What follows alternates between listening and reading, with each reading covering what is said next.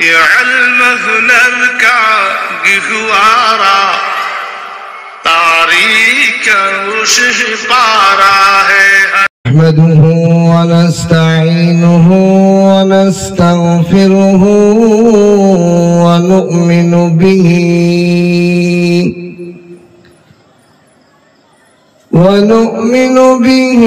ونتوكل عليه ونعوذ بالله من شرور أنفسنا ومن سيئات أعمالنا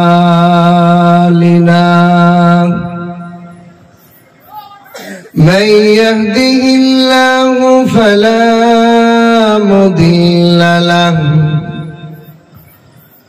ومن يضلله فلا هادي له ونشهد أن لا إله إلا الله لا خالق إلا الله ولا مالك إلا الله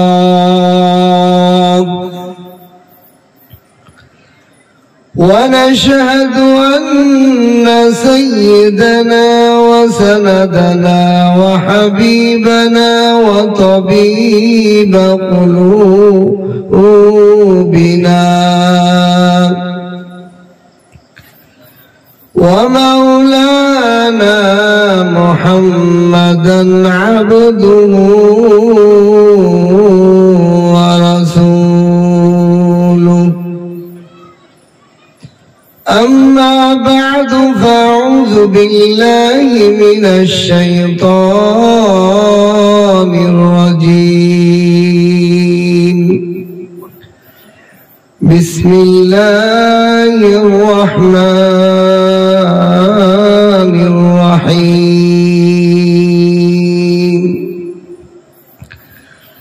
وما خلقت الجن والإنس إلا ليعبدون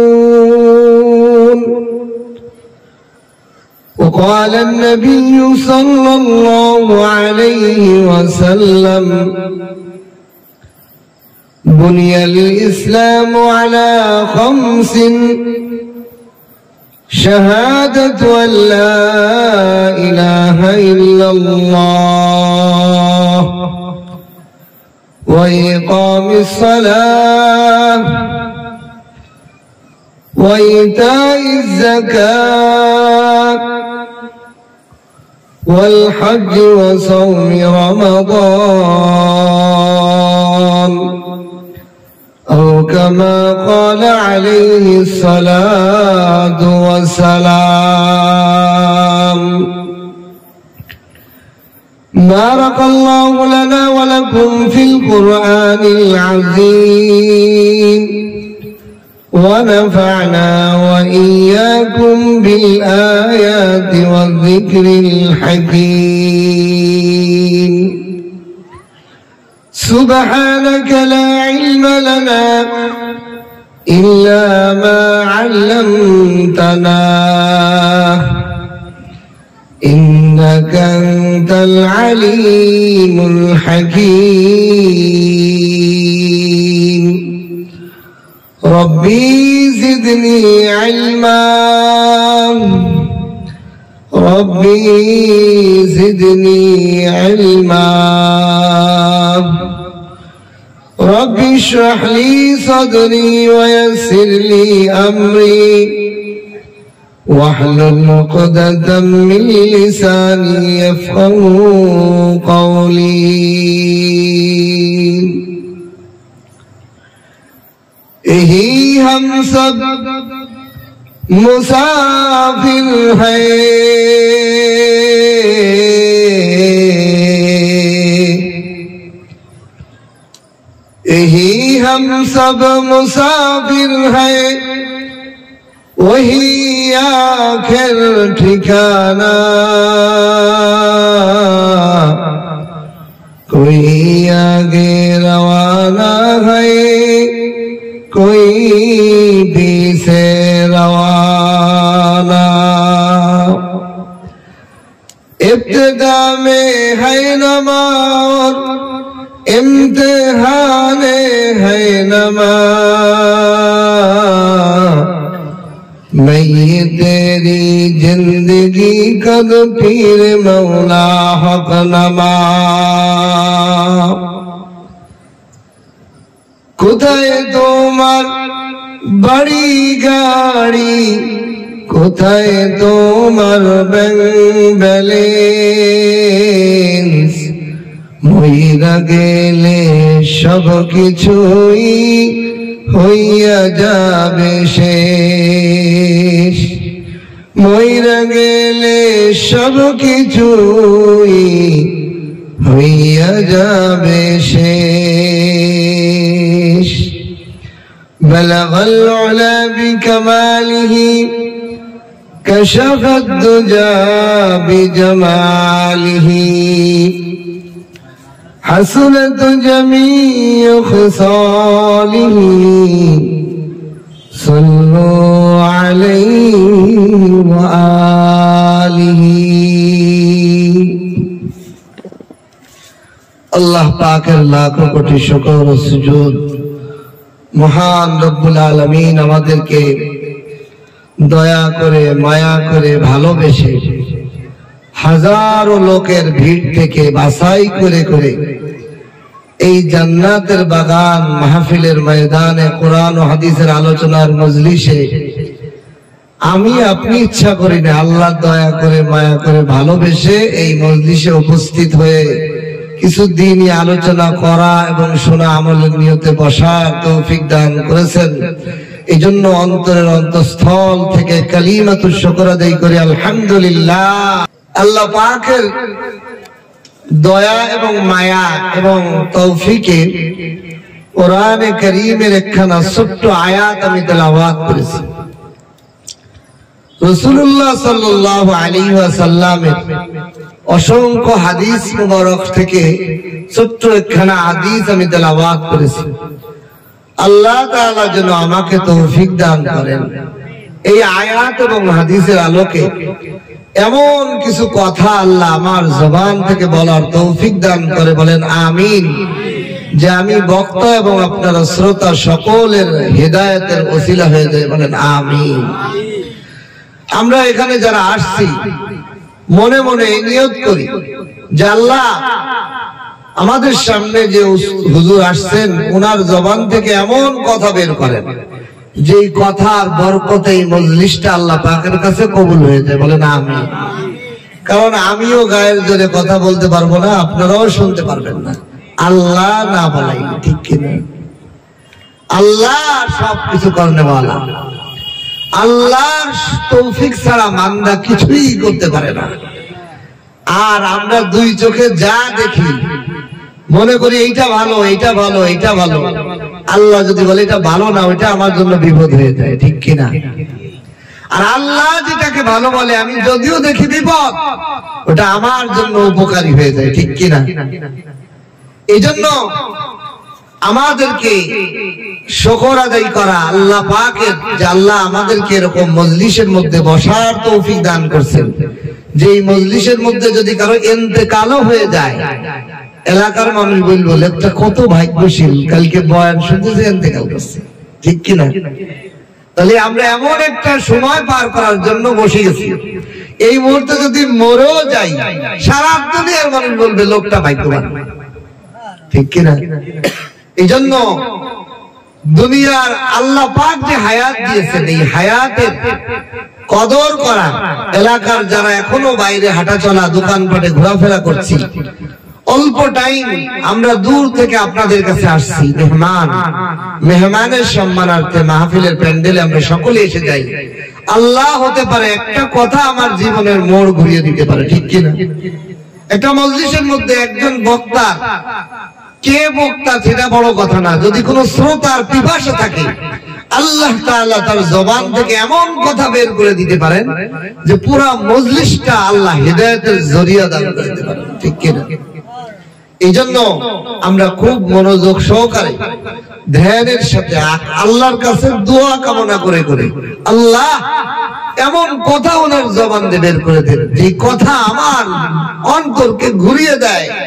আমার অন্তর তো বাড়ি বানানোর ফিকির, আমার অন্তর তো ক্ষেত জমি দখল করার ফিকির, আমার অন্তর তো ব্যবসা বাণিজ্য টাকা কামানোর ফিকিরে আছে।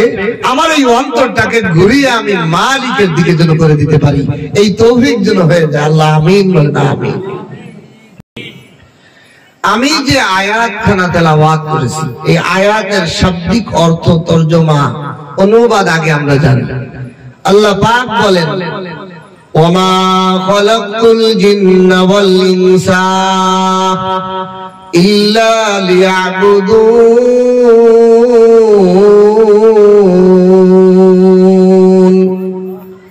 আল্লাহ পাক বলেন আমি মানুষ আর জিনকে বানাইনি। আল্লাহ আগে না স্বীকার করতেছে, আমি মানুষ এবং জিন জাতিকে সৃষ্টি করি নাই। দেখেন আল্লাহ আগে না কইতেছে। একজন বাপ তার অনেকগুলো ছেলে আছে, এই ছেলের মধ্যে সব ছেলের মধ্যে একটা ছেলেকে সে ভালোবাসে, এই জন্য বলে আমার কোনো পুঁতি নাই, তবে এইটা। এর মানে কি? গুরুত্ব বোঝানোর জন্য, ঠিক কিনা? আল্লাহ পাক বলেন আমি মানুষ এবং জিন জাতিকে বানাই নাই। এখানে বানানো কে আল্লাহ আগে না বলতেছে। ওমা খালাকতুল জিন্না ওয়াল ইনসা, আমি মানুষ এবং জিনকে বানাই নাই। অতীতকালে, এখন বর্তমানে বানাই নাই না, অতীত শব্দ ব্যবহার করছেন। আমি অতীতকালে বানাই নাই না কইতেছে আল্লাহ। ইল্লা লিয়াবুদুন, তবে কিন্তু একমাত্র শুধুমাত্র ইবাদতের জন্য। বলুন সুবহানাল্লাহ। এর মানে আমার সৃষ্টির উদ্দেশ্য হলো আল্লাহ পাকের ইবাদত। আমার বানানোর উদ্দেশ্য কি? ইবাদত। আচ্ছা আপনি একটা ঘর বানান কি জন্য বলেন? এখানে রাত্রি যাপন করবেন। আপনি একটা পোশাক বানালেন কি জন্য? এর একটা উদ্দেশ্য আছে কিনা? এটা গায়ে দিবেন, শীত থেকে বাঁচবেন, ঠিক কিনা? আপনি এটা চাদর বাজার থেকে কিনলেন, এরও একটা মাকসাদ আছে, শীত থেকে বাঁচার জন্য আপনি গায়ে দিবেন। এই শীতের মৌসুমে আপনি বাজার থেকে যে একটা 5,000, 6,000, 10,000 টাকার ভালো মানের একটা কম্বল কিনলেন, এর একটা মাকসাদ আছে, উদ্দেশ্য হলো শীত থেকে বাঁচবো আমি, ঠিক কিনা? আল্লাহ তাআলা বলেন আমি মানুষ এবং জিনকে বানাই নাই, তবে একমাত্র শুধুমাত্র আমার ইবাদতের জন্য। বলেন সুবহানাল্লাহ। এইবার আসেন, আল্লাহ যে আমাদেরকে বানাইলেন তাহলে ব্যবসা বাণিজ্য করার জন্য? উত্তর দিবেন আমার সাথে, কথা বুঝতে হবে। আল্লাহ আমাকে কি ঘর বানানোর জন্য বানাইছেন? আল্লাহ আমাকে চাকরি করার জন্য বানাইছেন? আল্লাহ আমাকে ক্ষেত খামার করার জন্য বানাইছেন? আল্লাহ আমাকে ব্যাংক ব্যালেন্স করার জন্য বানাইছেন? না। মুসলমানের দিলের মধ্যে এই কথা বসাইতে হবে, মুসলমানের সন্তানকে এই কথা দিলের মধ্যে বসাইতে হবে। আমাকে আল্লাহ বানাই নাই কোন দুনিয়াদারি করার জন্য, আমাকে শুধুমাত্র বানাইছে তার গোলামি এবং ইবাদত করার জন্য, ঠিক কিনা? এখন প্রশ্ন হইতে পারে হুজুর আল্লাহর গোলামি করব, আমার ক্ষেত খামার ব্যবসা বাণিজ্য চাকরি বাকরি খাওয়া দাওয়া এগুলো করা লাগবে না? যদি আল্লাহর গোলামি আপনি করতে পারেন, আচ্ছা বলেন আপনার বাড়ি যদি একটা চাকর, একটা কর্মচারী, একটা বুয়া রাখেন, একটা মহিলা কাজের মহিলা রাখেন, একটা কাজের লোক রাখেন, সে যদি আপনার বাড়ির ঠিক মতো গোলামি, আপনার ঠিক মতো খেদমত করে, তার খাবার অভাব আছে? পোশাকের অভাব আছে? তার কোন প্রয়োজনের অভাব আছে? সবকে দিব, মালিক দিব। আল্লাহ পাক বলেন মানুষ এবং জিন জাতিকে আমি একমাত্র আমার ইবাদতের জন্য বানিয়েছি। এই জন্য মানুষের মূল কাজ হলো ইবাদত। মূল কাজ কি? ইবাদত। ইবাদত শব্দটার মূল ধাতু হলো আইন বা দাল, আবদিয়াত। ইবাদত কোথা আসছে? আব্দুল শব্দ থেকে। আব্দুল শব্দটার অর্থ হলো কি? দাসত্ব, গোলামি। যেই বান্দার মধ্যে যত আল্লাহ পাকের গোলামি হবে, সেই বান্দা তত বেশি আল্লাহ পাকের আবেদ, আল্লাহ পাকের মাকসাদ তার মধ্যে পূর্ণ হইল। বলেন সুবহানাল্লাহ। আল্লাহ আমাদেরকে বানাইছে আল্লাহর গোলামি এবং ইবাদত বন্দেগীর জন্য। এখন প্রশ্ন হইতে পারে, দুনিয়ার আরো অনেক জিনিস সৃষ্টি করছেন না আল্লাহ? দেখেন, আমাদের সৃষ্টির উদ্দেশ্য যেহেতু মহান, আমরা এই জন্য সৃষ্টির মধ্যে আশরাফুল মাখলুকাত, সর্বশ্রেষ্ঠ মাখলুক। আমাদের থেকে আর বা দামি কোন মাখলুক আল্লাহ জমিনে নেই। কেন? আমাদের সৃষ্টির উদ্দেশ্য হলো আল্লাহর গোলাম। আল্লাহর যেমন ঘর, আল্লাহর যেমন দাম, আল্লাহর গোলামেরও তেমন দাম না। আর দুনিয়ার যত মাখলুক আছে সব বানাইছেন ভিন্ন ভিন্ন উদ্দেশ্যে। আসেন একটু দেখি, পৃথিবীর জমিনের মধ্যে যত প্রাণী আছে মানুষ ছাড়া, এই প্রাণীর মধ্যে সবচেয়ে নিকৃষ্ট প্রাণীটা কি বলেন? হ্যাঁ, শুয়োর, শূকর, খিনজির, ঠিক কিনা? কথা বুঝতেছেন আমার? আল্লাহর জমিনে মানুষের বাদ দিয়ে, মানুষকে বাদ দিয়ে যত প্রাণী আছে, এই সমস্ত প্রাণীর মধ্যে সবচেয়ে নিকৃষ্ট প্রাণীটার নাম হলো শূকর। শূকর কি জন্য আল্লাহ বানাইলেন? এত নিকৃষ্ট, যার চামড়া, গোস্ত, রক্ত, হাড্ডি সব নাপাক। কি জন্য আল্লাহ বানাইলেন? এটার উদ্দেশ্য বুঝলে আমি যে আল্লাহ আমার কত দামি উদ্দেশ্যে বানাইছে এটা বুঝে আসবে না। আমার ওই কাজ করা দরকার। শূকর কিভাবে বানাইছে? কিতাবের মধ্যে লেখে, আল্লাহ পাক হযরত নূহ আলাইহিস সালাতু ওয়াস সালামকে আদম আলাইহিস সালাতু ওয়াস সালামের 1000 বছর পরে, আদমের মৃত্যুর 1000 বছর পরে ওনার জন্ম। হযরত নূহ আলাইহিস সালাতু ওয়াস সালাম যে জাতির কাছে আসছেন, ওই জাতি সব মূর্তি পূজা করে। 1000 বছর কোন নবী, রাসূল, কোন আলেম উলামা, কোন বক্তা, কোন মাহফিল নাই। আমরা তো ভাগ্যবান। আজ আমাদের সমাজে মোড়ে মোড়ে মসজিদ, মাদ্রাসা, উলামা ইকরাম, মাহফিল, ওয়াজ, এই যে আসতেই শুনলাম যে এলাকায় আরো কত মাহফিল।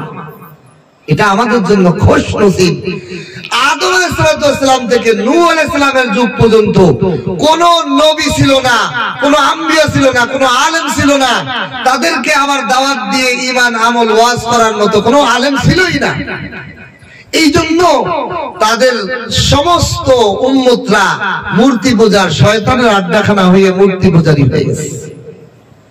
এই নূহ আলাইহিস সালাম তাদেরকে 950 বছর দাওয়াত দিয়েছেন, দিয়ে তাদেরকে বুঝাইতে পারেন না মাত্র 80 জন লোক ইসলাম গ্রহণ করছে। লা ইলাহা ইল্লাল্লাহ এর ছায়া তলে আসছে কতজন? মাত্র 80। আল্লাহ পাক লম্বা হিস্টরি, আপনারা অনেকেই জানেন। আমি মূল কথা বোঝানোর জন্য বলতেছি, শূকর আল্লাহ কেমনে বানাইলেন, কি উদ্দেশ্যে আল্লাহ শূকর বানাইলেন। তাহলে আমি মানুষ, ইনসানকে কত দামি উদ্দেশ্যে আল্লাহ বানাইছে এটা বুঝে আসবে। নূহ আলাইহিস সালামের কে আল্লাহ বললেন নৌকা বানাও। কি বানাও?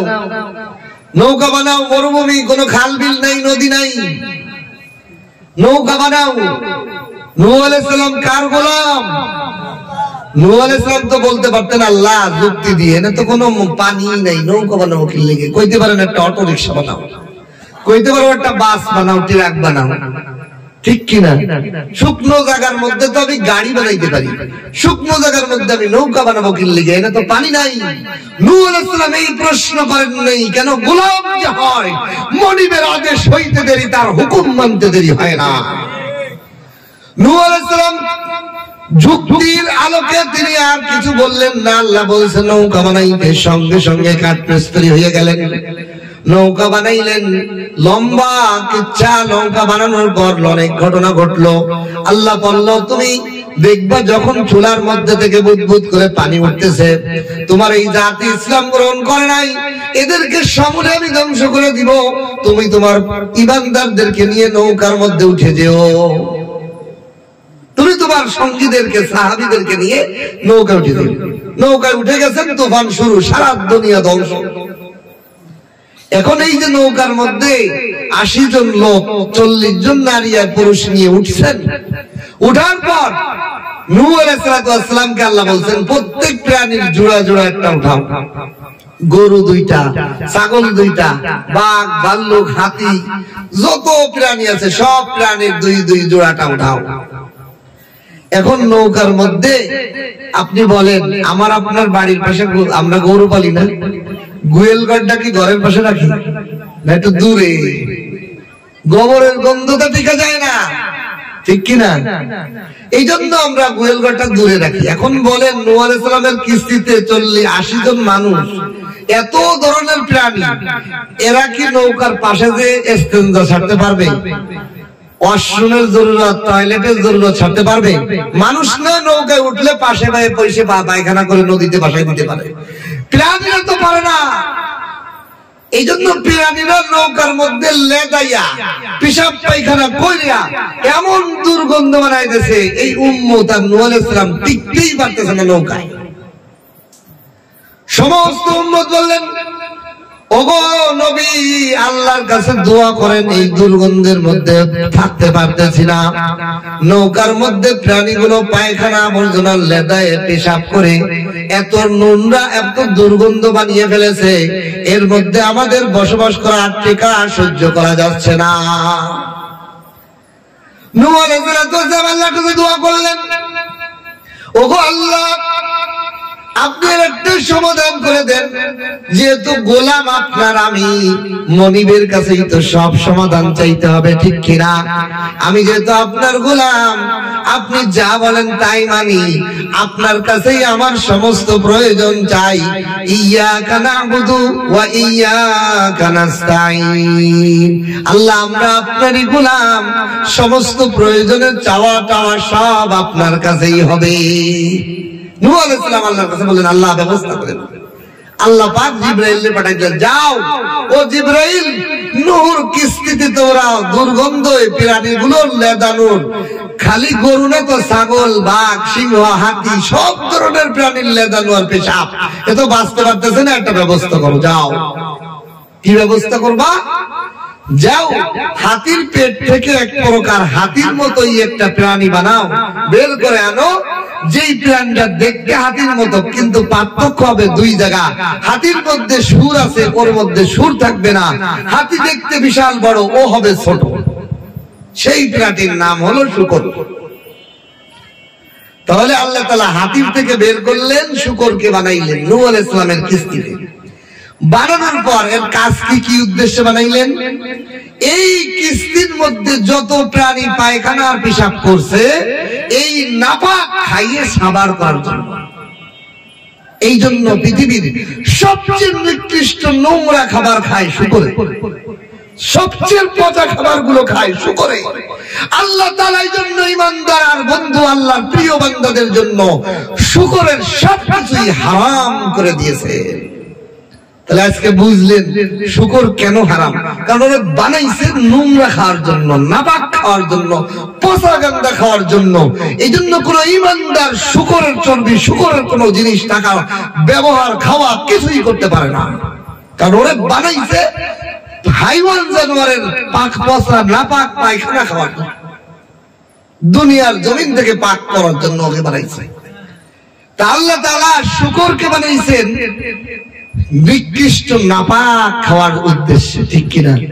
তাহলে উদ্দেশ্যের কারণে ওই শূকরটা পুরা নোংরা হয়ে গেছে না? সমাজের সমস্ত প্রাণীর থেকে সবচেয়ে নিকৃষ্ট প্রাণী হয়ে গেছে শূকর। তাহলে বোঝেন এবার আল্লাহ পাক আমাকে আপনাকে বানাইছেন কি লেগে? আল্লাহ পাকের গোলামি, আল্লাহ পাকের ইবাদত বন্দেগী করার জন্য। ওমা খালাকতুল জিন্না ওয়াল ইনসা ইল্লা লিয়াবুদুন।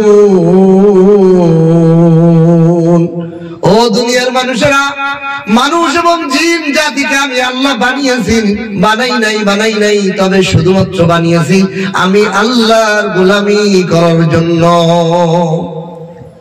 এখন আল্লাহর গোলামি করলে কি ফায়দা, একটু এইদিকে একটু আলোচনা করে দিই। আল্লাহর গোলামির কয়েকটা উদাহরণ কোরআন থেকে দিই। যে আল্লাহর গোলাম হয়, আল্লাহ তার সমস্ত বিপদ দূর করে দেন, ঠিক কিনা? হযরত মূসা আলাইহিস সালাতু ওয়াস সালামকে আল্লাহ কয়, আল্লাহ কয় ও মূসা, ওমা তিলকা বিয়ামিনিকা ইয়া মূসা,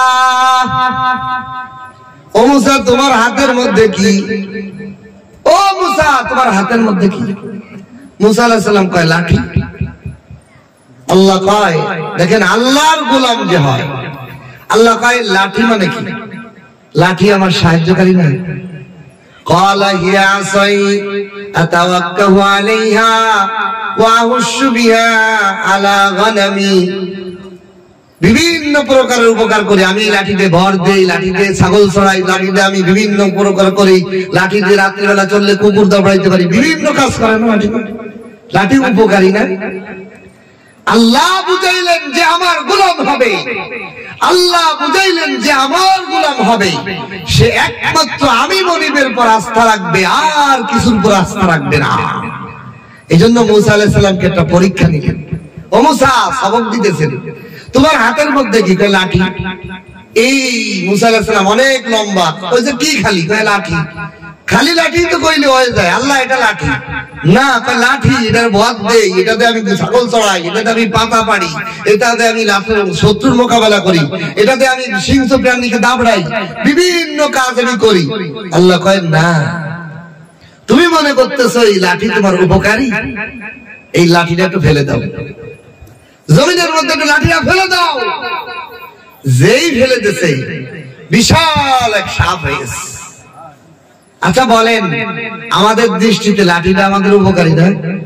আল্লাহ বলেন আমি হলাম মনিব, আমি গোলামকে যা বলবো তাই শুনবা, এই সবক তোমাকে আমি দিতেছি ও মূসা।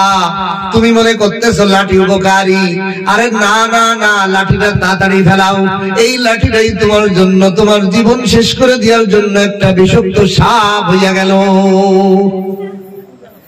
তুমি মনে করতেছো লাঠি তোমার শত্রুর মোকাবেলা, হিংস্র প্রাণীর মোকাবেলা, তুমি পায়ে শক্তি না পেলে বরবর দিবে, এটাকে তুমি উপকারী মনে করছো রে বান্দা মূসা। কিন্তু এই লাঠিটা ফেলে দাও, লাঠিটা তোমার জীবন শেষ করে দেওয়ার মতো একটা বিষাক্ত সাপ হয়ে যাইবে। ফেলে দিছে, ফেলে দেওয়ার সাথে সাথে সাপ। মূসা আলাইহিস সালাম তো ভয়ে দিছে দৌড়। আল্লাহ কয় লা তাখাফ খুযিয়া লা তাখাফ, এ মূসা তুমি ধরো, ভয় নেই। আবার তোমাকে সবক দিতেছি ও মূসা, তুমি সাপকে ভয় পেও না, আমি হলো মনিব, তুমি হলো গোলাম, তুমি ভয় পাবা না, আমি মনিব ছাড়া আর দুনিয়ার কাউকে। তুমি সাপকেও ভয় পাবা না, আমি মনিবের আদেশ হইলে, আমি মনিবের আদেশ হইলে তুমি সাপকেও ভয় পাবা না। তুমি ওই সাপের লেজটা ধরো, অথচ সাপ দেখতে কত ভয়ানক, সাপ আমাকে একটা সবল মারলে আমার জীবনটা জায়গায় শেষ হয়ে যাইবে। সাপের বিষাক্ততা আমরা কেউ এখনো ভোগ করি নাই, তারপরও তার ভয় আমার দিলের মধ্যে আছে। আল্লাহ কয় দেখো, দেখতে তোমার জন্য ভয়, কিন্তু আমি মনিবের আদেশ হইলে গোলাম যদি তুমি ঠিক হও, তুমি আদেশ মানতে দেরি করবে না, যদিও ক্ষতিকর। মূসা আলাইহিস সালাম তো আল্লাহর গোলাম ছিলেন, সবক ক্লাস চলতেছে, ক্লাস একবার দেখাইল লাঠি হলো উপকারী, লাঠি হলো উপকারী, ওই উপকারী লাঠি তুমি মনে করতেছো বান্দা উপকারী, আমি মনিব বলছি অনুপকারী, ফেলে দাও। সুতরাং ওটা অনুপকারী বিষাক্ত সাপ হইয়া গেছে। একবার সবক দিলাম, দ্বিতীয় সবক দিলাম, মূসা দ্রুত ওই সাপটাকে ধরো, তুমি মনে করতেছো বিষাক্ত ভয়ঙ্কর, কিন্তু আমি মনিব বলছি এটা ধরো। আমি মনিব আর তুমি গোলাম, আমার পরীক্ষায় যদি তুমি দ্বিতীয় সবক গ্রহণ করো, তুমি ভয় পেও না, লাঠির ওই সাপটাকে তুমি ধরো, ধরার সাথে সাথে সানুঈদুহা সিরাতাহাল উলা, ওই লাঠিকে আমি, ওই সাপটাকে আমি আবার প্রথম শুরুতে লাঠি বানাই দিছি। সুবহানাল্লাহ। আল্লাহ পাক বুঝাইলেন, ও মুসা, আমি হলো মনি, তুমি হলো গোলাম। দুইটা সবক বুঝে আসছে। এক নম্বর সবক কি? লাঠি দেখছো তুমি উপকারী, আমি কইছি না উপকারী না, ফেলা ফেলা ফেলা, এটা সাপ হয়ে গেছে, বিপদ। দুই নম্বর সবক হলো, তুমি মনে করতেছো সাপ বিপজ্জনক, ভয় বানাইতেছো, আমি মনি বলছি তুমি গোলাম, আমার হুকুম মানো, লাঠি ওই সাপকে ধরো, আমি সঙ্গে সঙ্গে তোমার জন্য উপকারী লাঠি বানাইতেছি। সবক দিচ্ছেন কিনা? এইবার আল্লাহ তাআলা, এটা হলো ক্লাস হয়েছে। আল্লাহ পাক মুসা আলাইহিস সালাতু ওয়াস সালামকে তিনটা পরীক্ষা দিয়েছেন। আমাদের সমাজে পরীক্ষা কয়টা হয়? প্রথম সাময়িক পরীক্ষা, দ্বিতীয় সাময়িক পরীক্ষা, ফাইনাল পরীক্ষা, হয় কিনা? আল্লাহ রাব্বুল আলামিন প্রথম হিসাবটা হবে নামাজ। নামাজের হিসাব যদি ভুল পাওয়া যায় তাহলে নামাজের মধ্যে সবকিছু আছে না, এই জন্য সে নামাজ পেয়ে যাবে। বলেন সুবহানাল্লাহ। আর যার নামাজে বেশ কম তার সব ব্যাপার। একটা ছোট্ট আমল শিখাই দিই। যে ব্যক্তি, তিরমিজির হাদিসের মধ্যে আসছে, যে ব্যক্তি প্রত্যেক ফরজ নামাজের পর, এই নামাজের পর জান্নাতে যাওয়া যে কত সহজ দেখেন। মাত্র 33 সেকেন্ডে জান্নাতে যাওয়া যায়। কয় সেকেন্ডে? 30 সেকেন্ডে। কয় সেকেন্ডে? 30 সেকেন্ডে। যে ব্যক্তি, নারী হোক পুরুষ হোক, প্রত্যেক ফরজ নামাজের পরে যেই ব্যক্তি অথবা যেই নারী 10 বার সুবহানাল্লাহ, 10 বার আলহামদুলিল্লাহ, 10 বার আল্লাহু আকবার বলবে, আল্লাহর নবী বলে সে মউত হইতে দেরি, জান্নাতে যাইতে দেরি হবে না। ছোট্ট আমল না? প্রত্যেক ফরজ নামাজের পর এই আমলটা করবে, সহজ। আর একটা আছে 33 বার 34 বার, ওটা আলাদা একটা ফজিলত, ওটাও করবেন। এটা আলাদা শিখাই দিলাম। কয়বার? 10 বার 10 বার। 10 বার সুবহানাল্লাহ, 10 বার আলহামদুলিল্লাহ, 10 বার আল্লাহু আকবার। প্রত্যেক ফরজ নামাজের পরে যে আমল করবে, আল্লাহ রাসূল বলেন মরার সাথে সাথে সে জান্নাত। আল্লাহ। এবার আসেন আরেকটা বিষয় আলোচনা করি।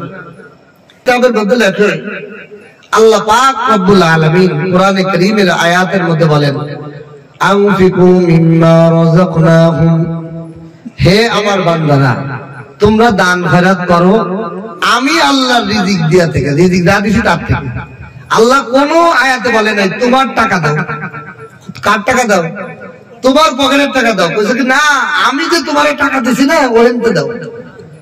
তাহলে কে দেয়?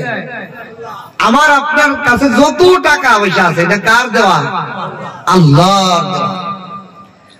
এটা সবের মূল মালিক কে? আল্লাহ। আজকে আপনার পকেটে টাকা আছে, কালকে আপনার পকেট খালি হয়ে যেতে পারে, ঠিক কিনা? আরেকজনের পকেটে টাকা হয়ে যেতে পারে। এটা কারো জানা নাই কার কখন ইনকাম হবে, কার কত হবে। কোন দোকানদার জানে আজকে সারাদিন কয়টা আমার কাস্টমার আসবে? জানে? একজন খেত কর্নেওয়ালা কৃষক, সে জানে এই বছর কত মন ধান হবে? জানে? কোনই ধারণা নাই। কে দেয়? আল্লাহ।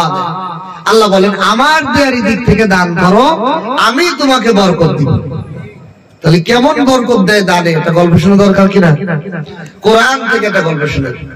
হযরত সুলাইমান আলাইহিস সালাতু ওয়াস সালাম এর যুগে ওনার বাবা ছিল দাউদ। ওনার বাবাকে দাউদ নবী, যার উপর জাব্বুর নামক কিতাব নাযিল হয়েছে, এবং তিনি ছিলেন বাদশা নবী। দাউদ আলাইহিস সালাম একজন বাদশা নবী ছিলেন। বাদশা, কাজী, বিচারক, সমাজের মানুষের সমস্ত বিচার আচার ওনার কাছে আসতো। উনি বাদশা ছিলেন। এখন তো আমাদের সমাজের বাদশার কাছে জনগণ তার কথা নিয়ে বলতেই পারে না, হয় কিনা? জনগণ সরকারের কাছে যে আমার যে এই বিপদ, আমার যে এই সমস্যা, এটা বলতে পারে? বলতেই পারে না। আর দাউদ আলাইহিস সালামের যুগে ছিল সমস্ত জনগণের বিচার আচার সব কার কাছে বলতে পারতো? দাউদ নবীর কাছে বলতো। এক বুড়ি মহিলা, সে একটা বিচার নিয়ে আইছে, সে একটা বিচার দাবি নিয়ে আসছে। সেই বিচারটা হলো কি জানেন? বাতাসের বিরুদ্ধে। কার বিরুদ্ধে? বাতাসের বিরুদ্ধে বিচার। কি বিচার? বুড়ি বলে হে দাউদ নবী, আমাদের বাদশা, আপনার কাছে আমার একটা দাবি হলো, বিচার চাই, বিচারের দাবি নিয়ে আসছি। সেই বিচারটা কি? আমি গম নিয়ে বাজারে যে আটা ভাঙাইছি, আটা ভাঙায় ডিশের মধ্যে, পাত্রের মধ্যে নিয়ে আমি বুড়ি মানুষ আসতেছি বাড়িতে যে আমার এতিম, আমি বিধবা বুড়ি, আমার ছোট ছোট বাচ্চাদেরকে রুটি বানাই খাওয়াবো। কিন্তু আমি আসার পথে উল্লো একটা বাতাস এসিয়া আমার পাত্র থেকে সব আটা উড়ায়ে নিয়ে চলে গেছে। একটা আটার দানাও আমার ডিশের মধ্যে, পাত্রের মধ্যে নাই। আমি এর একটা বিচার আপনার কাছে চাই। আল্লাহ, কি বিচার? বাতাসে ওনার পাত্র থেকে যে আটা উড়াই নিয়ে গেছে, এই আটা ওনার ফেরত চাই, এটা বিচার চাই। বাতাসের বিচার করতে হবে, বাতাস আমার আটা কেন উড়াই নেয়? বলেন, এরকম বিচার যদি আমাদের কাছে, আমাদের প্রধান উপদেষ্টার কাছে নিয়ে যাওয়া হয়, ফেঁকে ফেঁকে পাগল হয়ে গেছে রে, তাড়াতাড়ি পাবনা পাঠাইতে, ঠিক কিনা? আল্লাহু আকবার।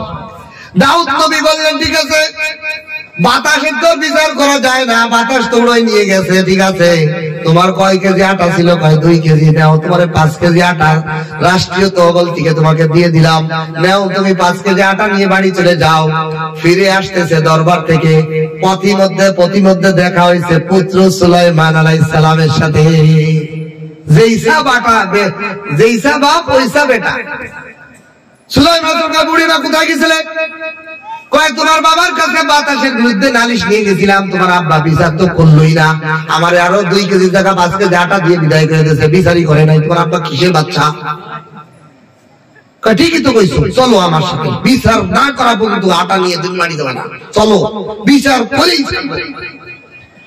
সুলাইমান আলাইহিস সালাম বুড়িমাকে নিয়ে বাবার দরবারে ফিরে আসলেন। বললেন, বাবা, আপনার কাছে চাইলো বিচার, আপনি আটা দিয়ে ফেরত দিলেন, আপনি কেমন বাচ্চা? আপনি না নবী, আপনি না আদেল, আপনি না আল্লাহর নবী, আপনি আল্লাহর থেকে বাতাসে হাজির করিয়া সুন্দর করে বিচার করবেন, বিচার না করিয়া গোলে মলে আপনি বুঝ দিয়ে দিলেন। এটা তো আপনি সঠিক বিচার না, সঠিক বাচ্চা হইতে পারেন না। সুলাইমান আলাইহিস সালামের কথা শুনে দাউদ আলাইহিস সালামের কথা হতো, আপনি নবী, আল্লাহর কাছে দোয়া করেন বাতাসটা হাজির করতেন। কেন বাতাস এই বিধবা মহিলার আটাকে উড়াই নিল? এর একটা কৈফিয়ত, এর একটা কারণ, সবকিছু জিজ্ঞাসা করে বিচার হতো, তারপরে বিচার হতো। এক পক্ষের কথা শুনে আপনি বিচার করে দিলেন, এটা তো ন্যায় বিচারক আর ন্যায় বাদশার কাজ হইতে পারে না। সুলাইমান আলাইহিস সালামের কথা শুনে দাউদ নবী আল্লাহর কাছে দোয়া করলেন, ওগো আল্লাহ, ঠিকই তো আমার কাছে বিচার নিয়ে আসছে, আমি তো বিচার না করিয়া গুণে মলে মিলেছি, আমার তো ভুলে গেছে, কিয়ামতের ময়দানে জবাব দিয়ে লাগবে। আমি আল্লাহ এই বাতাসকে হাজির করেন, বাতাসের থেকে আমি শুনতে চাই কেন সে উঠায় নিয়েছে। আল্লাহ পাকের কাছে দোয়া করছে, জিবরাইল বাতাসকে নিয়ে হাজির। বাতাসে এখন মানুষের মতো কথা বলে, খাকো বাদো আবো আতিশ বান্দান, খাকো বাদো আবো আতিশ বান্দান, বামানা তো মুর্দাবা হাত জিন্দান। আমরা তো মনে করি আশেপাশে গাছপালা, তরুলতা, বাতাস, আগুন, পানি সব কিছু বিবাহ কথা কইতে পারে না। আসলে এগুলো আল্লাহর বান্দা, আল্লাহ কথা বলতে বললে দেরি করতে পারে না, ঠিক কিনা? আল্লাহ বলছে বাতাস কথা বলো, বাতাস এবার তার ফেরেশতি শুরু করছে। কি ফেরেশতি? ও বাচ্চা, আমি কেন এই বুড়ি বিধবা বুড়ির আটাকে উড়াই দিলাম, এটা শুনতে হইলে আমার বক্তব্য শুনতেই হবে। আমার আচ্ছা,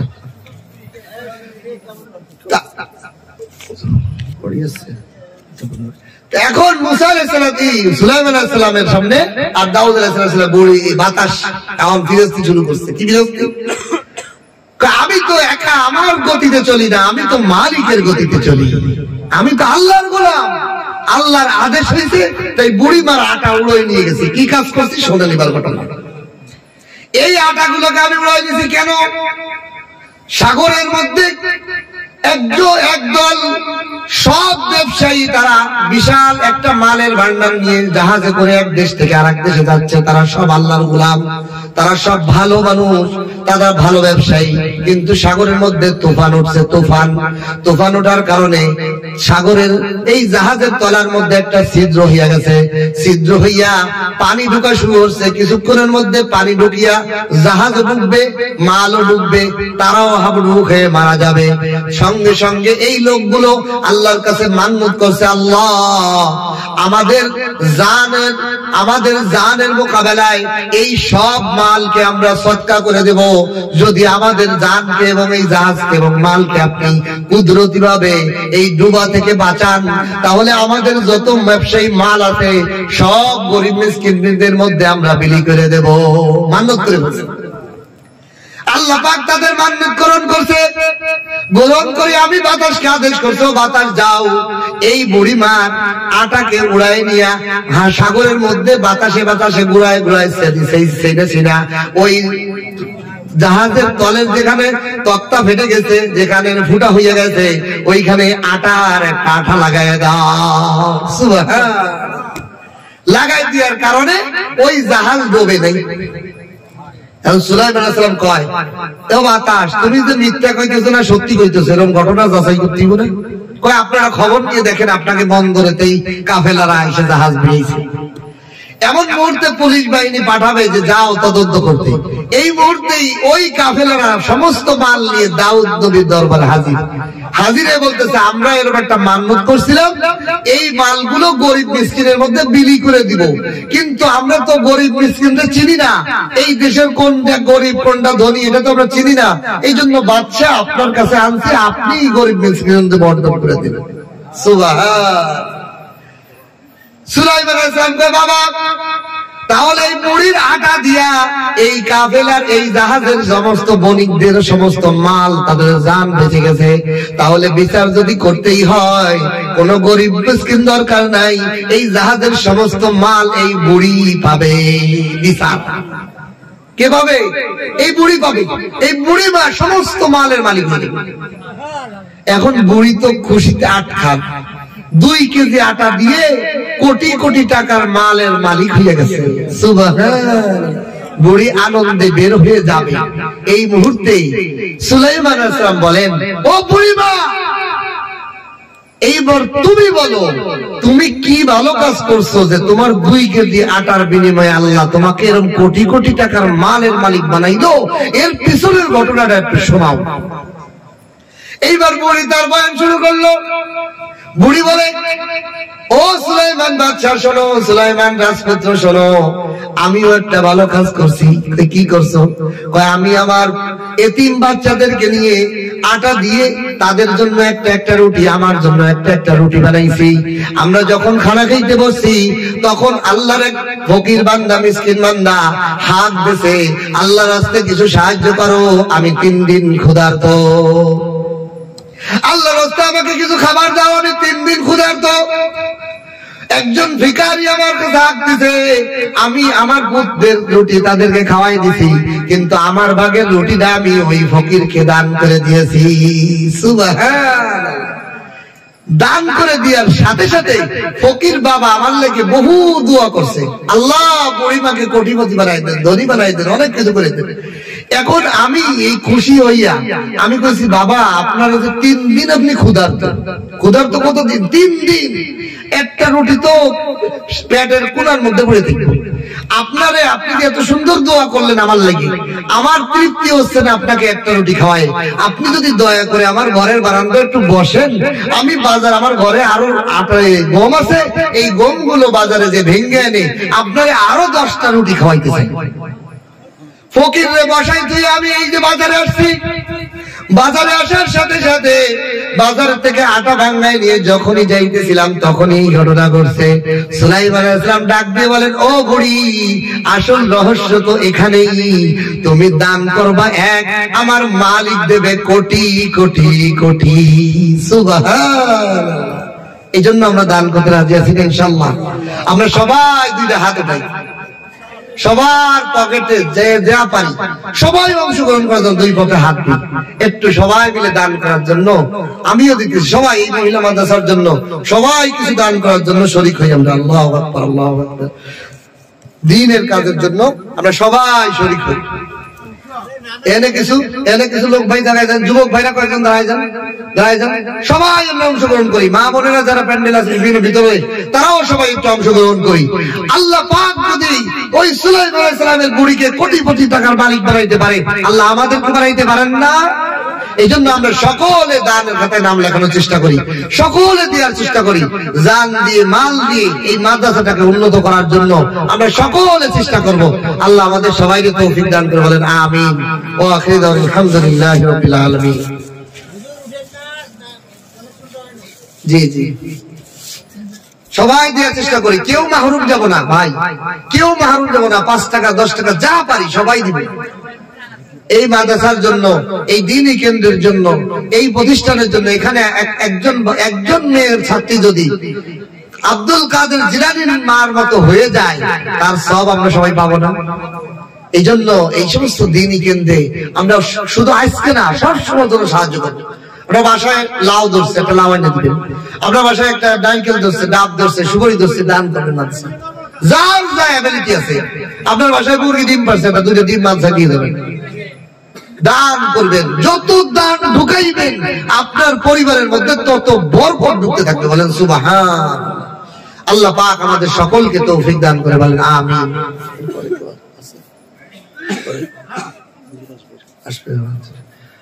এই জন্য আমরা সকলে দানের খাতায় নাম লেখানোর চেষ্টা করবো। কেউ উঠবেন না।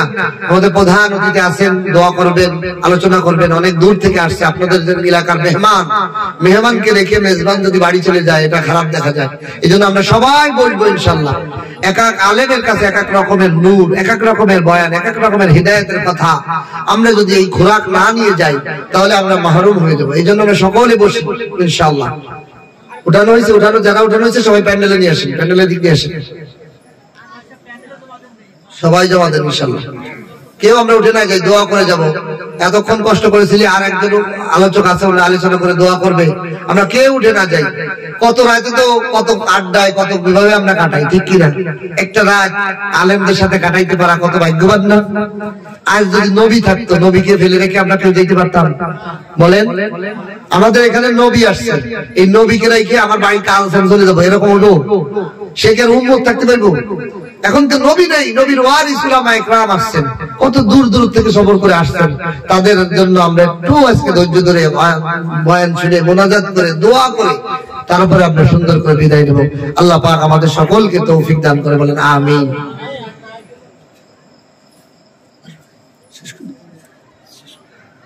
ইনশাআল্লাহ বসেন, এখনই হুজুর এসে পড়বেন। আল্লাহ পাক আমাদের সকলকে দ্বীনের জন্য কবুল করেন। দান খয়রাত যত করব, আল্লাহ তাআলা বরকত দিবেন। কি দিবেন? বরকত। আপনার ইনকামের মধ্য থেকে 10 টাকা 5 টাকা সব সময় বাজেট থাকবে, সব সময় বাজেট রাখবেন। ওই ব্যক্তি ভাগ্যবান যে সারা দিনে তার একটা বাজেটই থাকে, যে আমার আজকে দিনের মধ্যে 1 টাকা দাম থাকতেই হবে, দানের খাতায় আমার দাম থাকতেই হবে। ওই লোকটার আসমানি গজব পর্যন্ত আসমানে উঠে চলে যায়। আল্লাহু আকবার। আল্লাহ পাক বরকত দান করে। বরকত কি আমরা অনেকে বুঝি না। ধরেন আল্লাহ পাক একজনকে এমন একটা জীবন ব্যবস্থা দিয়েছে, 1 লক্ষ টাকা ইনকাম হয় তার, আছে না অনেক জীবন ব্যবস্থা? এমন একটা ব্যবসা করে, এমন একটা চাকরি করে, তার 1 লক্ষ টাকা ইনকাম, কিন্তু তার জীবন ব্যবস্থায় খরচ হলো 1,20,000 টাকা। আর একজন আল্লাহ একটা জীবন ব্যবস্থা দিয়েছে, তার ইনকাম মাত্র 20,000 টাকা, কিন্তু খরচ হলো মাত্র 15,000 টাকা। আচ্ছা বলেন, এই দুই জীবন ব্যবস্থার মধ্যে কোনটা ভালো? কোনটা ভালো? 20,000 টাকা। বুঝছেন? কারণ এই জীবন ব্যবস্থার মধ্যে 20,000 টাকা ইনকাম, 15,000 টাকা খরচ, আরো 5,000 খাইয়ে যায়। আর 1 লক্ষ টাকার জীবন ব্যবস্থায় 1 লক্ষ টাকা ইনকাম ঠিকই, খরচ হলো 1,20,000। তাহলে প্রতি মাসে 20,000 টাকা ঋণ হয়ে গেল। তাহলে বরকত বলে এটা অধিক সম্পদ নয়, বরং প্রয়োজন মিটে যাওয়া, প্রয়োজন মিটে যাওয়া। আল্লাহ পাক আপনার মানে আপনি দান করছেন মানে আপনার ইনকাম বাড়ে যাবে, এটা না। আল্লাহ আপনি দান খরচ করবেন, আপনার আল্লাহ প্রয়োজন মিটাই দিবে আপনার ইনকামের মধ্যে। এটা হলো বরকত। এই জন্য দানের আমল রাখা। দানের মধ্যে সবচেয়ে গুরুত্বপূর্ণ আমল হলো খানা খাওয়ানো। কি করানো? খানা খাওয়ানো। আমি সবাইকে বলি, দেখেন খানা খাওয়ানোর ইবাদতটা কত উত্তম। বনি ইসরাইলের একজন মহিলা, পতিতা মহিলা, সে একটা কুকুর, নিকৃষ্ট একটা প্রাণী, সমাজের একটা ঘৃণিত প্রাণী, এই প্রাণীকে পানি পান করাইছে, বিভাষিত কুকুরে পানি পান করাইছে। তা আল্লাহ পাক খুশি হইয়া তার জিন্দেগীর সমস্ত পতিতাবৃত্তির গুনাহ, জিনা ব্যভিচারের গুনাহ মাফ করে তাকে জান্নাত দিয়ে দিয়েছে। কিসের বরকতে? সে অনেক নামাজ পড়ছে, অনেক তাহাজ্জুদ পড়ছে, অনেক ইবাদত বন্দেগী করছে, খালি একটু খানা খাওয়াইছে। তাও মানুষ না, একটা নিকৃষ্ট প্রাণী কুকুর নেই, সেই প্রাণীকে যদি খানা খাওয়ানোর কারণে তার জিন্দেগীর গুনাহ মাফ করে আল্লাহ জান্নাত দিয়ে দিতে পারে, আমি যদি একজন মুসলমান, একজন মাদ্রাসা ছাত্রী, একজন ছাত্র, একজন আলেম, একজন দিনদার, একজন মুসল্লি, একজন নাম দাড়িওয়ালা, একজন টুপিওয়ালা, একজন দিনদার মানুষকে খানা খাওয়াই, আল্লাহ আমাকেও মাফ করে দিতে পারেন না? আল্লাহ আমাদের সকলকে তৌফিক দান করেন। আল্লাহ পাক আমাদের সকলকে এই দুইটা আমলের পর নামাজের গুরুত্ব আর দানের গুরুত্ব আমরা দিব। আল্লাহ আমাদের ইবাদতের জন্য সৃষ্টি করছেন, এইটা আমরা যেন মাকসাদ পূরণ করতে পারি। আল্লাহ আমাদের সবাইকে তৌফিক দান করবেন। আমিন। ওয়া আখিরু দাওয়ানা আলহামদুলিল্লাহ।